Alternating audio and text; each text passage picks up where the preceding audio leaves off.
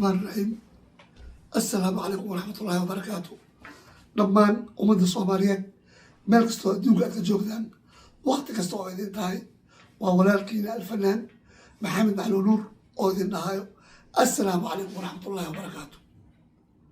walaalayaal waxaan u wadaa barnaamijka cinwaankiisa waad aragteen intaadan dhimanin dhaxal dhaaf waa qaybtii labaad.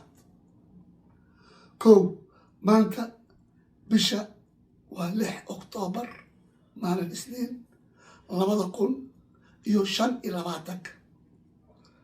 marka waxaan rabaa inaan dib idin celiyo 14 sano ama 14 sano hadba saa u taqaanaan. maanta oo kale oo 6 Oktoobar maalin khamiis ah 2011 shanta ibar fijirnimo oo London magaalada London ama dalka Ingiriiska si loo yaqaano isbitaalka weyn oo la magac baxay Norwich Hospital oo ku yaal magaalada London waxaa ku geeriyootay walaasheena ama faynuustii fanka Soomaaliyeed Faadumo Qaasim Hilowle. ilaahu naxariisto, ilaahay khabrigeeda waa saala u dhigo. aniga waxaan ahay ninkii habeenkii ka soo tagay 6 saac bar. haddana waxaan ahay ninkii ugu horeeyey markay dhimatay 5 barka oo la soo wacay.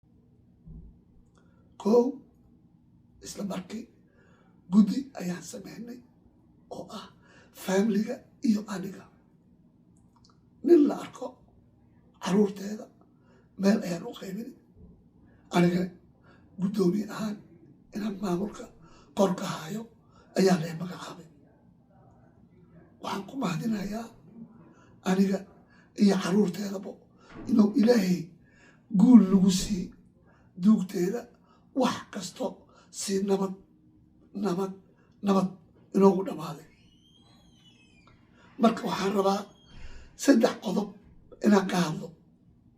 tan koowaad horta ku soo dhawaada Faadumo Qaasim Hilowle meesha lagu aasayo iyo waliba goorta la aasayo ayaa waxa inooga warbixiyay. anigoo ah maxamed macluun nuur halkan waxaan tacsiin ugu dirayaa dhammaan fanaaniinta Soomaaliyeed meel kastoo ay joogaan gudaha iyo dibaddaba. tan labaad Faadumo goor walaashana ahayd qaf waxay ahayd oo fanaan qaran ah ilaahu naxariisto. anigana waxaan ahay ninka xali ugu dambeeyey oo soo macasalaameeyo. waxaan ka soo tagay 6 saac bar isbitaalka soo waxaana ninkii waxaan ahay ugu horeeyey loo sheegay 5 barka markay dhimatay ilaahu naxariisto.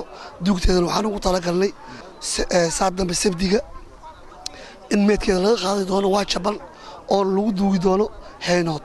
dhammaan fanaaniinta iyo waliba eheladii Allah u naxariistay Faadumo Qaasim Hilowle ayaa waxa ay muujinayaan sida ay ugu tacsiinayaan. waad maqasheen umada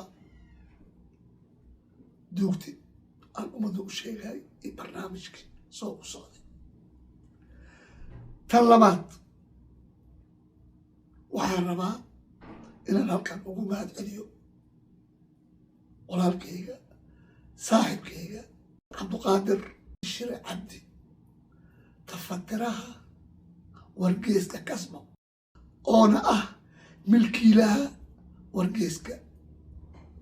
waayo Faadumo mar alaal markaan ka soo qaadnay masjidka waa jaban oo meel la joogsado la waayay maasha allah.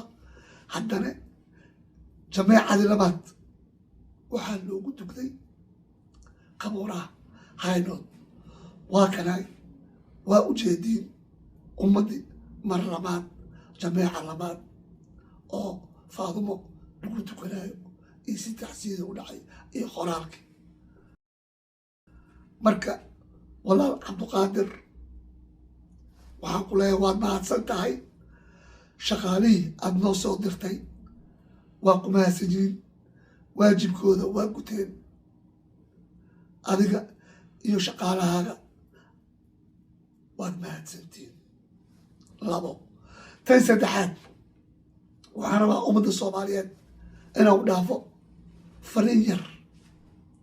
faadumo qaasim ilaahay u naxariisto ummadda soomaaliyeed ama reer qaasim hilowle aabaheeda fanka soomaali waxay gaarsiiyeen 4 magac ayay gaarsiiyeen. kow qaasim hilowle waa taqaanin, waa fanaan ummadda soomaaliyeed taariikh weyn ku leh, xasuus weyn ku leh, oona iska leh heesta soomaaliyey toosoo isku tiirsada, oo haddii loo baahan yahay caddeynteeda aan hayno ama aniga aan haayo cidi shaki kaga jiro. tan labaad qaasim wuxuu dhalay faadumo qaasim hilowle.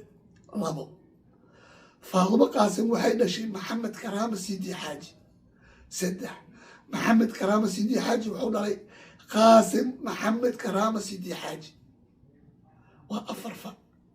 qaasim hilowle 1 allah yarxam, faadumo qaasim 2 allah yarxam, maxamed karaama oo nool, wiilkiisa oo nool, iyo weli wuxuu ku daray wiil uu adeer u yahay mustafa axmedey karaama, oo hadda labadooda ay ka mid yihiin dhalinyarada maanta soomaali ay ku faanaan ee wax tumaan. labo dhinacii kalena maasha allah faadumo shaqadeedana waxaa qabtay caruurteeda oo kale ah caasha karaama siidi xaaji awees iyo warda karaama siidi xaaji awees, oo ayagana dhinacii habartooda shaqadii halkii ka sii wado. marka maanta walaalayaal faadumo waxay noogu baahan tahay inaan u duceyno, iyo intii dhimatay oo fanaaniin ama intii muslim dhimatay.